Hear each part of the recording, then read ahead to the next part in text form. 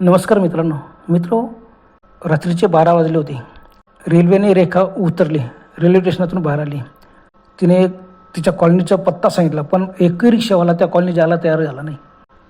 काय करणार रेखा मॅडम विचारच पडला. तर काय करायचं? तिने विचार केला, जाऊ द्या, फेऱ्यातून जाणं पडतो खूप मोठं. असं पण शॉर्टकटने गेलं ना तर आपली कॉलनी एकदम जवळ आहे. बा आपण शॉर्टकटने चाललं जाऊ. रस्त्यावर चालता एखादी रिक्षा भेटली तर बरंच आहे. मग रेखा मॅडम निघाल्यात. पायी स्टेशन ओलांडला, पुढे आल्यात. आता रेल्वे आली त्यावेळेला खूप गर्दी होती स्टेशनावर. रस्त्यावरती कोणी वाहनावर निघून गेले, काही वाहनं गेलेत, काही मोटरसायकली, काही रिक्षा आणि पैदल चालणारे बी चालत गेलेत. चालता पुढे आले. फक्त पायी चालणारे लोक होते. एकही रिक्षा नाही, काही नाही. रेखा मॅडम चालता आता रेखा मॅडम 25 वर्षाच्या तरुणी होत्या. अजून लग्न वगैरे काही झालं नव्हतं. खूप सुंदर पण डेअरिंगबाज. चला निघून जाऊ. तिने लगेच मोबाईल घेतला. वडिलांना फोन करू बा, आणि वडील एखाद्याला घेऊन येतील आपल्याला मोटरसायकलने घ्यायला. आणि वडिलांनी सांगितलं, तर तू जरा जास्त रात्र झाली ना, गाडी जर उशिरा आली तर एक तर रिक्षा करून घेऊन किंवा मला फोन कर, मी येऊन जाईल.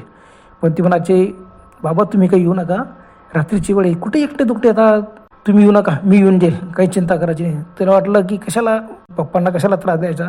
खूप प्रयत्न केला पण त्यांचा मोबाईल लागतच नव्हता. आजूबाजूला बघते तू सुमसाम होऊन गेला. शांत रस्ता. एक दोन लोक जात होते. रात्रीची वेळ एकदम शांत रस्त्यावर गेला. त्यांना एकदम लक्षात आलं की खरंच आपण कुणी स्टेशनवरूनच फोन करा. पण पुन्हा तिनं फोन करण्याचा प्रयत्न केला, पण फोन लागलाच नाही. काय करा, बस चालता त्यांना एक शॉर्टकटचा रस्ता लागला. त्यांना वाटलं चला या रस्त्याने आता आपण पटकन चाललं जाऊ. इतक्या फेऱ्यातून जाण्यापेक्षा ह्या रस्त्याने गेलं ना तर काय आपल्याला 15-20 मिनटात आपण आपल्या कॉलनीत पोचून जाऊ. बस मग रेखा मॅडम त्या रस्त्याला वळला. त्या रस्त्यावरती का होतं, तो शॉर्टकट होता. पण मध्ये काही घरं होते, काही बंगले होते, काही रिकामे प्लॉट पडलेले होते. शांत रस्ता होता. रस्ता असा एकदम डांबरी होता, मस्तपैकी मोठा होता, आणि लाईट होती त्या रस्त्यावरती. शॉर्टकट आता पण रात्रीच्या वेळेला ना त्या रस्त्याने कोणी जास्त जायचे नाही. इतका चांगला रस्ता नाही, ह्या रस्त्याने कोणी वाहतूक नाही, काही नाही. अरे बापरे, आता 12:15 होत आहे, काय वाहतूक. आणि इकडे जास्त घरं पण नाही, अशी दूर कॉलन्या आहेत, काही घरं आहेत, मध्ये शेती आहे. कसं काही इथं आता रहदारी राहणार आहे. आणि 12:15 होत आहे रात्रीचे, काही शक्य नाही. बस मग ते चालायला लागले. थोडंसं पुढे येतात तेवढ्यात एक बत्तीचा खांब होता. त्या बत्तीच्या खांबाजवळ एक म्हातारा मनुष्य उभा होता. पांढरं सफेद शर्ट आणि पांढरी टोपी, गळ्यात मफलर होता आणि हातात काठी होती. उभा राहून एकसारखा डोळे विस्फारून रेखा मॅडमकडे पाहत होता. रेखा मॅडम तो बत्तीच्या खांबजवळ आली आणि तो असं पाहत होता एकदम डोळे विस्फारून. ते म्हाताऱ्याच्या जवळ आली. त्या म्हाताऱ्याकडे बघितलं. शांत चेहरा होता, पण डोळे टप्पुरे होते आणि असे डोळे विस्फारून तो पाहत होता. रेखा मॅडमला जरा भीती पण वाटली. कोण म्हातारे? थोडा तो म्हणता, बेटा कथा चालणे तू? तर बाबा मी मना घर चालणं, कथा जावं शे. आता रेखा मॅडम जवळ एक लहानशी बॅग होती, ती मस्त खांद्याला लटकवलेली होती. मॅडम चालताय मस्त, हातात मोबाईल आहे. मग तो म्हातारा म्हणाला, बेटा या रस्त्याने जाऊ नको, वापस फिर. तेव्हा कॉलनी म्हणजे आल्या, तू फेरातून गेलं तरी चालेल, तू फेरातून रस्ता फिरून तू जाय. आणि एवढा रात्री तू एकटी कसं काय जाय राहिली? कमाशी रिक्षा करायला पाहिजे होती. मी तर फोन लावतो, बोलायला कोणीतरी, घरनं कोणी होईल ना. मग रेखा मॅडम म्हणाले, बाबा माझ्या घरी फक्त वडील आहेत आणि काय वडिलांना त्रास द्या. हा शॉर्टकटचा रस्ता आहे, आत्ता 15-20 मिनटात मी घरी पोचून देईन आमच्या कॉलनीत. म्हातारांना, देख बेटा, हा रस्ता ना याला हंटेड रस्ता म्हणतास. हंटेड काय ते काय मला समजत नाही, पण ह्या रस्त्यावर जाऊ नये. बताटकीशी अटे गैरा डेंजर रस्ता शेव. आता ह्या लाईट शेतात हा रस्ता पुढे चालणार, पण पुन्हा लाईट आहेत ना एकदम बंद शेतात. पुढे भट्टा वावरं शेतात, मध दूर घरं, मग पुढे कॉलनी आणि भट्टा झाडं शेतास. एकदम अंधारगड होईन पुढे लाईट नाही येत. आणि हंटेड रोड म्हणतास, जाऊ नको, वापस फिर, नाही तर फोन बोलाव त्यांना बापले बोलावतं. ते म्हणायचे, बाबा तुम्ही काही काळजी करू नका, मी वडिलांना फोन लावण्याचा प्रयत्न करते, पण फोन लागत नाही. मग म्हातारे बाबा म्हणाले, देख लागत नाही ना, तू वापस फिर, स्टेशनवर जाय, पण ह्या रस्ता उतून जाऊ नको, भुताटकीना रस्ता असे, गैरा भूत असे तसे हा रस्ता म्हण. अरे का मॅडमने बाबाकडे पाहिला. बाबा अहो काय कमाल करता तुम्ही उलट धीरसा द्यायला पाहिजे मला. मी तरुण मुलगी आहे आणि मला धीरसा द्यायला पाहिजे. तुम्ही मला उलट घाबरवण्याचे काम करता. आणि एवढ्या लाईट चालू आहेत आणि मला माहिती आहे बऱ्याच अंतरापर्यंत लाईट मध्ये थोडेफार लाईट बंद आहेत, मध्ये थोडीफार शेती आहे आणि मग परत पुढे कॉलनी लागून जाते. काय घाबरायचे याच्यामध्ये? रस्ता बघा ना किती छान रस्ता आहे. मग तो बाबांना, देख बेटा रस्ता मस्त शे, लाईटच येतच, मस्त डांबरी रोड शे, पण डेंजर शे, एकदम डेंजर रस्ता शे. तू जाऊ नको. आणि तू जवान शे, तुला काही समजेस का भूत घेतले तू घाबरत नाही ठीक आहे शे, पण चोर उन्हा दरोडेखोर उन्हा, अरे गुंड मवाली होई गया. मवाली लोक असले काही घेणं देणं नाही राहत. बस ते असले फक्त तरुण जवान पोरगी पाहिजे. बापरे, रे कमाडाला जरा रागला. बाबा तुम्ही आता गप्प बसा, मी जाते ना, मला जाऊ द्या, तुम्ही अजिबात चिंता करायची नाही. बघा जर कोणी गुंड मवाली आले ना तर मला कराटे येतात, कराट्याने त्याची हमला करीन. बाबा असले, अरे बेटा कराटा येतस, अरे तस ना मग शस्त्र राहतस, चाकू राहतस, तलवार राहतात, बंदूक बी राहतस म्हणे. आणि या रस्ता म्हणा असं गंड घटना घडेल शेतस, गण लोक मरत शेतस, मवाली लोकच नाही त्यास हल्ला करेल शे. आणि तू तर बाई माणूस शे, जवान पोरगी शे, कसाले जास, कसाले रिस्कलेस. मग रेखा मॅडम म्हणाला, बाबा अहो जुडो कराटे का समजले तुम्ही, अरे बंदूक राहू का काय राहू, आम्ही एक झटका म्हणून फेकी देत असते. आता बाबा आश्चर्याने तिच्याकडे पोलावले. तर बेटा जाऊ दे, तू ऐकतच नाही, जाय पण जरा संभयसन जाय बरं. हां तसं मना ध्यान शेच तुनावर. हां बाबा मी पुढे चालले जाईन, तुम्ही कसं काय माझ्यावर ध्यान ठेवणार आहे. नाही तू चिंता नको करू, मला ध्यानच राहीन तुनावर. आता हे म्हणे जबाबदारी तू ऐकतच नाही, मग काय शे मला चिंता पडी गी, काय करू मी. जाय तुला जाणं बिंदास जाय. बस मग रेखा मॅडम तड पुढे चालायला लागले. रेखा मॅडम विचार बोलायला की म्हातारा म्हणून काय याला चिंता, आणि हा कसं काय आपल्याकडे लक्ष ठेवणार आहे. आणि थोडंसं अंतरी चालला, हो 15 मिनटात आपण पोचून जाऊ. मग रेखा मॅडम तड चालला. रस्ता मस्त होता, लाईट वगैरे ते पुढे गेला, 1-2 लाईट बंद, अंधारातच रेखा मॅडमने मोबाईलचा टार्च सुरू केला. पुढे आल्या. आता रेखा मॅडमला एकदम अंगावर शहारे आले. बापरे, बाबांनी बरोबर सांगितलं, काय करायचं, वापस फिरायचं का, जाऊ दे आपण तर बरंच अंतर पुढे आलो, काय एवढं घाबरायचं आपण. मॅडमने मागे उडून पाहिलं आणि एकदम दचकल्या. बाबापासून फक्त 50-60 फूट अंतरावर हळूहळू काठी टेकवत येत होते. बापरे, हे बाबा आपल्या पाठीमागे येत आहे का सांगतो तू. हो म्हाताराची रूप घेऊन एखादा जवानच माणूस असेल, की चोर मवाली असेल, सांगता नाहीत बा. कशावरून तो म्हातारा आहे, मुखोटा घातला असेल, म्हाताऱ्याच्या दाढी मिशा मस्त. नाही लहानशी दाढी होती बाबांना, मस्त 15 सफेद मिशा होत्या, आणि काठी टेकवत येत आहे. नाही मुखोटा घालून एखादा मवाली असेल. चला पटपट पुढे चला. पुढे गेल्या, मागे उडून बघताय, म्हातारा गायब. बरंच झाला. एक बत्तीचा लाईट होता आणि त्याच्या खाली एक काळी भिन्न आकृती कोणतरी उभं होतं. बापरे, मवाली का कोण ह्या. आणि लाईटाच्या अगदी खाली उभं असल्यामुळे चेहरा वगैरे काही दिसत नव्हता. मॅडम घाबरल्या. मॅडमला आता पळत जायचं का काय करायचं, हा तर मवाली नसेल. मॅडमच्या अंगावर एकदम सर्रकन काटा आला. घाम झाला, थरथर कापायला लागला. त्यांनी मोबाईल काढला. मोबाईल लावण्याच्या प्रयत्नाला वडिलांना लागलं नाही, चालताय, आणि तो खांबा जोड येत नाही. ती आकृती चक्र एकसारखी बघते. मॅडम म्हटलं काय करा. मॅडम आता पळायला असं हरकत नाही, पळतच जल्ल पुढे निघून जाऊ. झप पावलं टाकत रेखा मॅडम धड पुढे जायला लागल्या. तेवढ्यात मागे उडून पाहिलं, कोणीच नाही. बापरे, आता बाबा तरी राहिले असे मागे, तर बरं झालं असतं. आणि पुढे बघतात तोपर्यंत ती आकृती गायब झाली. अरे जाऊ द्या, आजूबाजूला दूर घरी एखादा मनुष्य आला असेल, त्या आपल्याकडे बघून आश्चर्य वाटलं असेल, त्याला एखाद्या वेळा असं वाटलं असेल की आपण भूते चुडेले, घाबरून पळून गेला असेल तो बिचारा. थोडंसं त्यांना असू पण आला, अंगाला काटे आलेले, घाम आलेला. पण तरी रेखा मॅडम तसे परिस्थिती थोड्याशा असल्या, आणि चला काय बाबा रे, असे प्रसंग आला, कशी भीती वाटते. खरंच लोक म्हणतात. मग मॅडमच्या लक्षात आलं, अरे बापरे, मोबाईलमध्ये बघितलं 12:30 होऊन गेले होते. बापरे, काय करायचं. चला पटापट चालायला. रस्त्यावरती सुमसाम अंधार गो चालता ती मॅडम, रस्ताच संपत नाही. आता मॅडम थरथर कापायला लागल्या. केलवाण्या इकडे तिकडे बोला, दूर घर होते, आणि काहीच नाही, झाडं सर्व. कसं काय कोणाच्या घरी जायचं, कुंपण केलेले, बाहेरून मोठमोठ्या आरोड्या मारल्या, तर कोण उठणार आहे, कोण रात्रीच्या वेळेला बाहेर येणार आहे. बस मग मॅडम विचार केला, नाही आता एकच मार्ग केले, पळायला पाहिजे. पण मॅडमना पडता बी येत नव्हतं, चपल्यावर पडण्याची कधी सवय नव्हती, फक्त मग झपझप पावलं टाकत चालू लागले. पण रस्ता कसा संपत नाही. बापरे, आता तिला समजलं, बाबांचे शब्द आहेत तिला आठवले. हो बाबा म्हणाले, हंटर रोड शे,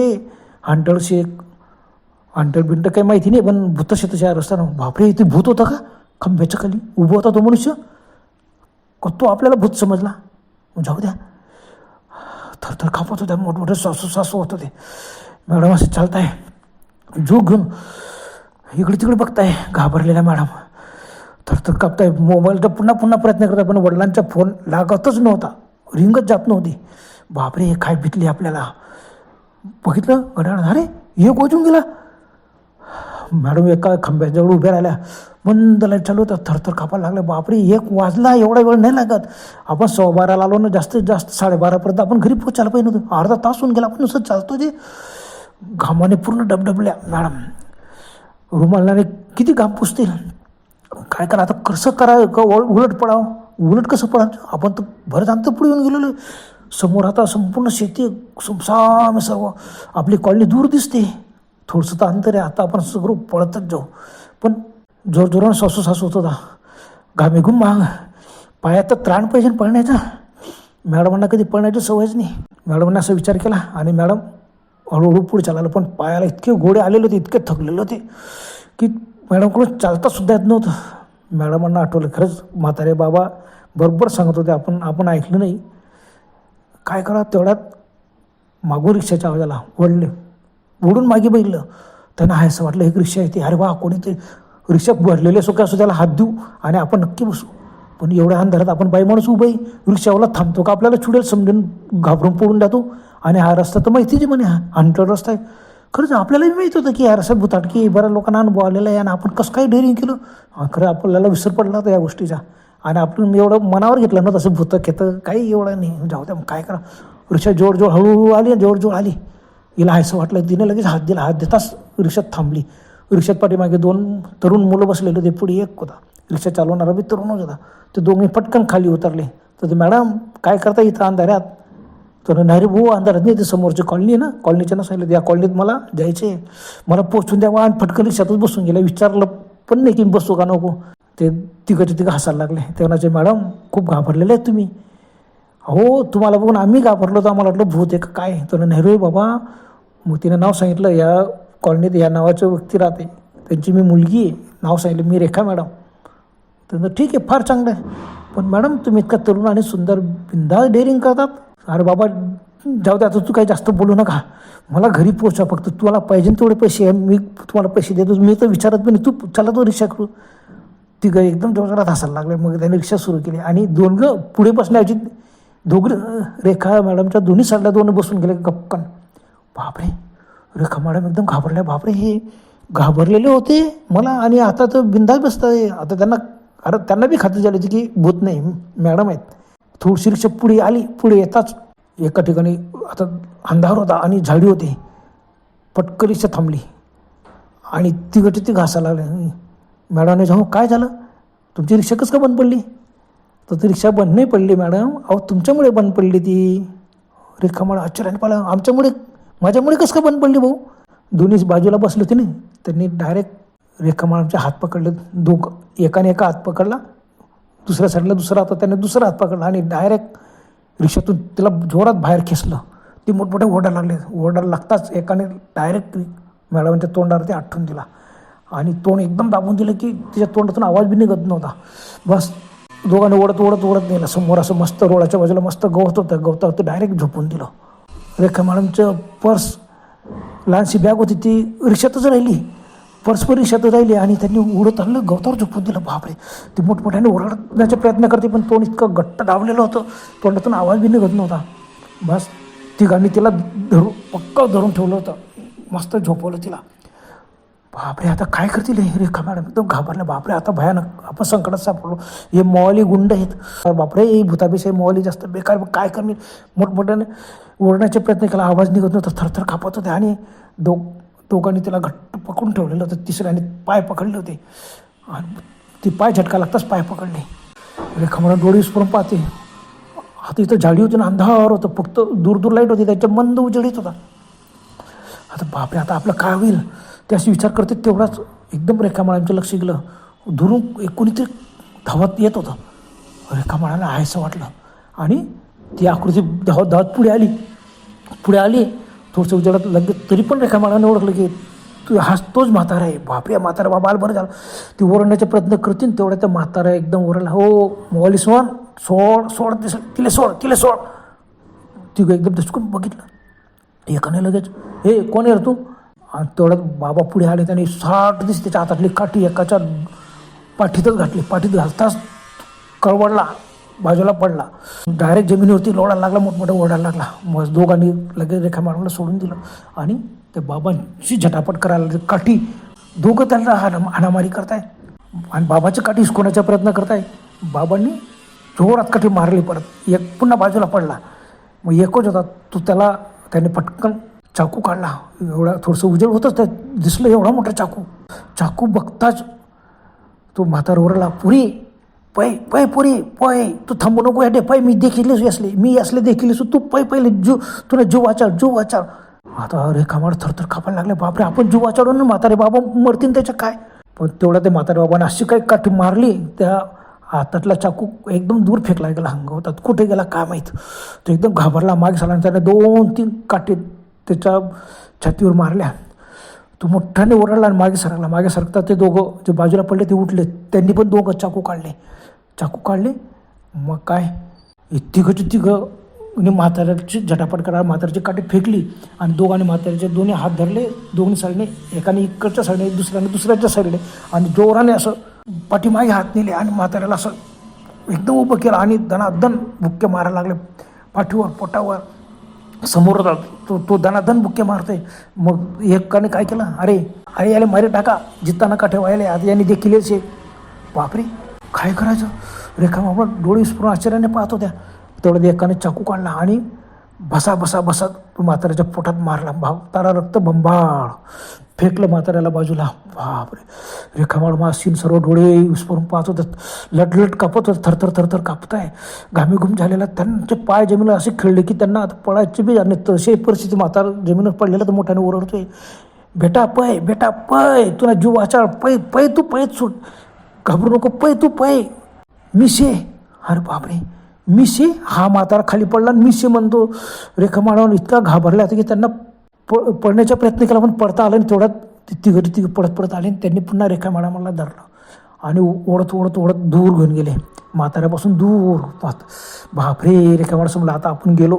म्हाताऱ्याला त्यांनी मारूनच टाकला. आता आपल्याला कोण वाचवणार आहे. ते मोठमोठ्या रडायला लागले, गयावया करायला, भाऊ सोडून द्या, मला सोडून द्या, मी तुमच्या पायापुढे, तुम्हाला पाहिजे तेवढे मी पैसे देते, पण तू मला सोडा. पण ते तिघं जोराने हसायला लागल्या, कशाला सोडतील ते. त्यांनी जोराने रेखा मॅडमला घेतलं, बाजूला रोडाच्या बाजूला गवतावरती दाबून धरलं मस्त. आणि तेवढ्यात रेखा म्हणजे पुन्हा लक्ष गेलं, तोच म्हातारा पुन्हा आला. अरे एवढा जखमी, आता मेला होता कसं का आला. आणि त्याने ती काठी दणादण मारली मग तिघांवर. आता तिघं घाबरले, झटापट करू लागले. पण म्हाताऱ्याने इतक्या दणादण काठ्या मारल्या, एक जमिनीवर कोसळला. मोठ्याने किंचाळी मारून दुसरा, अजून जोरात किंचाळी मारून तिसरा. ते खाली पडल्यावर सुद्धा अंधारामध्ये तर म्हातारे बाबा काठीने त्यांना झोडपत होते. रेखा मॅडम थरथर कापत उठून बसल्या. त्यांना उठायचं सुद्धा आता त्राण नव्हतं, काय करा. तेवढ्यात तो म्हाताऱ्याने काठी टेकवत आला, रेखा मॅडमचा हात धरला.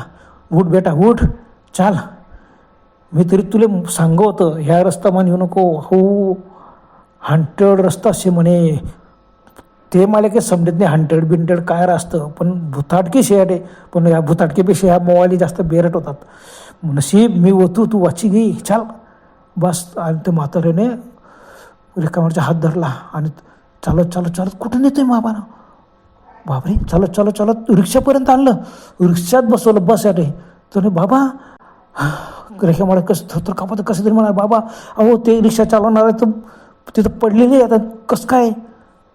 म्हातारा बाबा हसले, बेटा घाबरू नको, ते पडणार नाहीत, मरी घ्या त्या मरीच घ्या त्या बट्टा. तिन्ही मरी घ्या ते बट्टा मवाले तर माथेल होता, भलता लोक असले असं त्रास देत. बरं आज मला तावडी मा सापडी घ्या ते असले तर सिद्धच करे टाका मी नाही. बापरे, ते अंधारामध्ये त्यांना मारलं. तर बाबा ते मोबाईल असो कसं पण ते मरायला नको. मात्र म्हणा, बेटा असा मोबाईल येणं मारायलाच पाहिजे. येस नावर केस करस नाही, काही उपयोग होत नाही. पोलीस स्टेशन द्या, कोर्टा म्हणतात, सुटी जातच या 4-5 सवय नाव केस होईल, लुटमार करतच या. मी असले चांगले वय कस तू कसं काय जाऊ बाबा, रिक्षा कोण चालू, मी चालू असं ना, मला बट्ट येस, तू काही चिंता करू. बापरे, रेखा मला आश्चर्याने पाहिलं. त्यांनी लगेच मोबाईल टाचच्या उजाडात बघितलं. बाबा अहो तुमच्या पोटातून किती रक्त येतो, किती रक्त बंबाळ झाले, तुमच्या तोंडावर रक्त आहे. तू काही चिंता करू नको, मला काही व्हावं नाही, मी बरोबर तुला घर पोचाडी देस. बस तू बसला आणि एकदम रिक्षा सुरू केली आणि बस रिक्षा पडत आहे. रेखा मॅडमच्या मोबाईलचं टार्च चालू आहे, पाठीमागून बघताय बाबांचं सर्व अंग रक्ताचे भरलेले. स्वतः त्यांचं लक्ष गेलं तर रेखा मॅडमचं साडी पूर्ण रक्ताची भरलेली होती. पाहिलं रिक्षामध्ये मॅडमची पर्स आणि बॅग जशी तशी होती. बरोबर कोण येणार होतं तिथं दादा? कोणीच नव्हतं. मग मॅडम तशी रिक्षा पळाली. मॅडम इतक्या घाबरल्याचा घामे घुम थरथर अंधार होतो. 10 मिनिटात त्यांची कॉलनी आली. रेखा मॅडमला हायसं वाटलं. रेखा मॅडम त्याला आता बाबांना सांगू की आपलं घर कुठं आहे. बाबांनी इतका जोरात रिक्षा आणली आणि एकदम गपकन रिक्षा थांबवली नेमक्या रेखा मॅडमच्या बंगल्याच्या समोर. बापरे. आणि म्हणा बेटा उन्हातू नका जाय आता आरामशीर, काही चिंता करू नको. बरं. मग रेखा मॅडम खाली उतरल्या. जरा बाबा तुमले कसं का समजणार आहे म्हणे घरचे.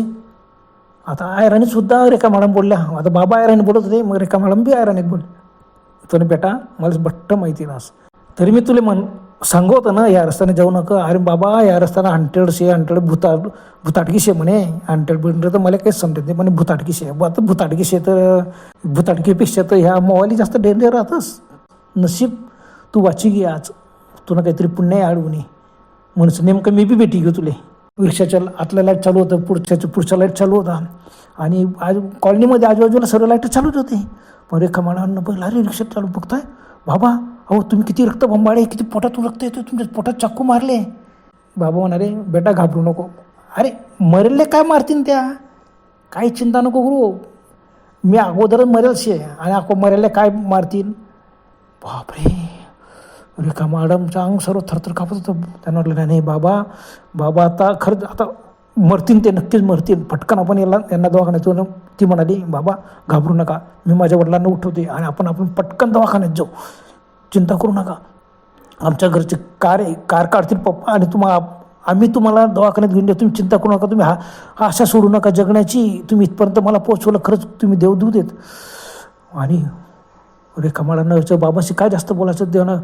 बाबा म्हणाले बेटा अहो मी चांगलाच आहे, काहीच होईल नाही मला.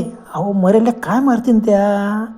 बापरे. रेखाने पाहिलं संपूर्ण सीट खाली संपूर्ण रिक्षा रक्ताची भरली होती. रक्त होतं संपूर्ण रिक्षा, रक्त. बापरे इतकं रक्त वाहिलं. आता बाबा जास्त वेळ वाचणार नाही. मॅडमांनी पटकन आपली पर्स आणि बॅग रिक्षातून उचलली आणि फाटकाकडे वेगाने निघाल्या. दूर झाल्या, पटकन आल्या. गेट खडकन उघडलं. गेटला कुलूप वगैरे काही नव्हतं. फटकन आल्या, दरवाजाच्या जोरानं ठोकवला. मधून आवाजाला पप्पांच्या आरती होते. पप्पा दरवाजा उघडा लवकर. बापरे. फटकन मधले लाईट लागले आणि मम्मी पप्पा बाहेर आलेत. काय झालं लगेच असा हात केला. बाबा ते बघा, पप्पा ते बघा, ते बाबा काय झालं. बाबांनी काय केलं. तर बाबांनी काही केलं नाही. बाबांना पटकन दवाखान्यात न्यायचे आपल्याला, पटकन गाडी काढा. पण कुठे ते बाबा, ते काही रिक्षात बसलेले. अरे मग मम्मी पप्पा पटकन बाहेर आल्यावर मॅडम आल्यात. बघतात रिक्षामध्ये बाबांनी काय रिक्षादारापुढे उभी इकडे तिकडे बघतात. तिने हाक मारे. हो इथं बाबा होते, रिक्षा चालू तिथपर्यंत आले. मग काय झालं. आता रेखा मॅडमांना काय बोलावं समजत नव्हतं. आजूबाजूच्या मॅडम मोठमोठ्या आरोळी मारायला लागले. रेखा मॅडम मोठमोठ्या आरोळी मारले. अहो बाबा कुठे तुम्ही आजूबाजूला पाहिलं रिक्षाच्या आजूबाजू खाली. ते एखाद्या वेळी उठून बाहेर आले पडले तिने कुठं. बापरे. ते म्हणायचं अहो बाबा मरून जातील. काय झालं. मग रेखा मॅडम म्हणाल्या हो मॉलने की नाही त्यांना चाकू मारले होते, त्यांच्या पोटात खूप जखमा केल्या, त्या रक्त होतं सगळं इथं रिक्षात. अरे पण आश्चर्यचकित झाले मॅडम, एकदम थरथर कापायला लागल्या. अहो पप्पा ते बाबा रिक्षात बसले होते, रिक्षात सर्व रक्ताची भरली होती. बघा माझे कपडे बी रक्ताचे भरलेले. आणि बघते अरे खरंच तुझे कपडे रक्ताचे भरलेले. आणि मग रिक्षातलं रक्त कुठं गायब झालं आणि बाबा कुठे गायब झाले. आता डोळे विस्फोरून मॅडम इकडे तिकडे पाहतो. त्यांना मोठमोठा ओरडा लागला. बाबा तुम्ही कुठे. बापरे. मॅडम थरथर कापायला लागल्यात. आता पप्पा उभे होते, त्यांच्या मम्मी उभ्या त्या. घरातले त्यांचे भाऊ वगैरे लोक उठून बाहेर आले. काय झालं. त्यांनी सांगितलं की बॉय असं घटना घडली. बाबांनी मला इथपर्यंत बोललं, पण ते बाबा जखमी होते कुठे गेले. पण त्यांच्या अंगातून पोटातून इतकं रक्त येत होतं, तोंडावर सुद्धा रक्त होतं. संपूर्ण अंग बघा माझ्या कपडे सर्व रक्ताचे भरलेले. खरंच रेखा मॅडमचे सर्व साडी वगैरे सर्व रक्ताचे भरलेलं नव्हतं. हात भरलेले होते. ते सांगितलं की त्या रक्ताच्या भरलेल्या हातांनी बाबांनी मला धरलं आणि रिक्षात बसवलं होतं. बघा माझ्या हाताला सुद्धा रक्त. बघा त्यांचे पंजे उमटलेले, हरेखोर रक्ताचे पंजे, लाल भडक रक्ताचे पंजे उमटलेले होते. बापरे. काय करायचं. सर्व आश्चर्याने पाहिला, पण रिक्षात तर रक्त नव्हतं. तर म्हणलं काय ह्याचं काय आहे, सर्व भांबवून गेला, काही समजत नव्हतं. मग त्यांना जाऊ दे, चला घरात तर चला आपण. सर्व घरात रिक्षा बाहेर उभी होती. आता बापरे काय होणार. गेटच्या मध्ये सर्व घुसले, तेवढ्यात रिक्षा सुरू झाली आणि जायला लागले. रेखा मॅडम आणि ते पप्पा दोघं भाऊ पडत पडत भरायला, हो बाबा थांबा थांबा थांबा, कुठं रिक्षा घेऊन तुम्ही एकटे जाताय, अहो तुम्ही जखमी आहेत जखमी आहेत. रेखा मॅडम मोठ्याने जीवांच्या आकाराने ओरडायला लागले, बाबा तुम्ही जखमी आहेत जखमी आहेत, तुम्हाला मी दवाखान्यात पोहोचतो, तुम्ही रिक्षा चालू नका. परीक्षा पुढे गेली, थांबली, अशी हळूहळूशी ओढली रस्ता दुरून. अरे हा तीन सर्वांचे दोघं भाऊ आणि आई वडील, मम्मी तर गेटमध्येच उभी होती आणि एकदम आश्चर्याने पाहू लागले. आजूबाजूच्या कॉलनीतले खंबे चालू होते, लाईट चालू होते आणि ती रिक्षाशी ओढली ना, यांच्या जोडून अशी हळूहळू गेली. पण रिक्षात कोणीच नव्हतं. रिक्षाची भरलेली रक्ताची भरलेली नव्हती, काही नव्हती. सर्व जागच्या जागी खडून गेले आणि रिक्षा हळूहळू चालत गेली. आणि आवाज आला, बेटा चिंता करू नको, मी होतो ना, बस तू वाची घे, खरंच काही चिंता करू नको. आणि देख रिक्षा थांबली आणि म्हणाले, देख रात पाटले, असे एकटे जाऊ नको. आणि काय हो एकटे तुकटे पोर गेले, तुम्ही चांगलाच शिकाडो का नाही, असं रातना टाईमला येऊ का. हां रातना टाईमले प्रवास करायला नाही आहेत, तुम्ही पोरीला शिकायला पाहिजे नव्हतं. जाऊ दे बेटा, जे वय ना ते वय ना, यांना पुढे या ध्यान ठेव की रातना टाईमले प्रवास करा नाही आणि एकटं तर कधीच जवाना नाही. आश्चर्याने पाहत होते, रिक्षा तर कोणीच नाही, फक्त रिक्षातून आवाज येतोय. बेटा म्हणे चिंता करू नको, अरे मरेल त्या काय मारतील, मीच त्यासले मार. आता ते त्या तिने मोवाली आता मनात ताबा मग घ्यात, मी असले बरोबर सिद्ध करसो. जिंदगी म्हणजे जेवढी बी नालायकपणा करायची ना, आता त्यासल्याकडून मी चांगलं काम करायला लावसो. त्यासले मनात तावडी माणसं येतच, त्या रस्त्यावर जिथला बी शेतच ना भूताटकी तिसरी मनात तावडी माणसं आहेत, काही चिंता करू नको. बस सर्व आश्चर्याने बघतोय, आवाज येतो रिक्षातून, कोणी दिसत नाही. रिक्षातला मधला लाईट चालू झाला, कोणीच नव्हतं मध्ये रिक्षात. रिक्षाच्या पुढच्या लाईट चालू होता आणि रिक्षा सुरू झाली आणि हळूहळू झालं, एकदम भरकन पुढे निघून गेली. बापरे रिक्षा दिशेनेच झाली. आश्चर्याने पाहू लागली. आता रेखा मला समजलं की खरंच ते बाबा एक भूतच होते. खूप म्हणता ना, काही भूत खूप चांगले असतात, तसं खूप चांगले भूत होते. आणि त्यांनी आपल्याला घरापर्यंत पोहोचवलं. वडिलांनी लगेच रेखाचा हात धरला, रेखा घाबरू नको, चाल घरात. भाऊंनी पण हात धरला आणि मग सर्व चालत घरात आले. गेट वगैरे बंद केलं, घरात आले, बसले. कोणाला 5 मिनटं काही समजतच नव्हतं कोणाला की काय बोला. पण वडील आणि आई म्हणाली, खरंच आम्ही ऐकलं तर भूतं वाईट असतात, खरंच काही भूतं खूप चांगली असतात. रेखा मॅडम म्हणाले, खरंच जे चांगले असतात ना बाबा पप्पा, जे लोक चांगले असतात ते मेल्यावरसुद्धा चांगलीच भूतं होतात, वाईट होत नाही. अहो बाबाच म्हणाले मला, ते भूत बाबाच म्हणाले की भूतांपेक्षा हे मोवाली जास्त, माणसातले मोवाली जास्त नीच आणि नालायक असतात. मी त्यासले बरोबर सिद्ध कर, तू चिंता करू नको. खरंच सर्व आश्चर्याने पाहत होते, काय झालं आहे असं. घड्याळात पाहिलं, आता 2:30 वाजलेले होते. बापरे.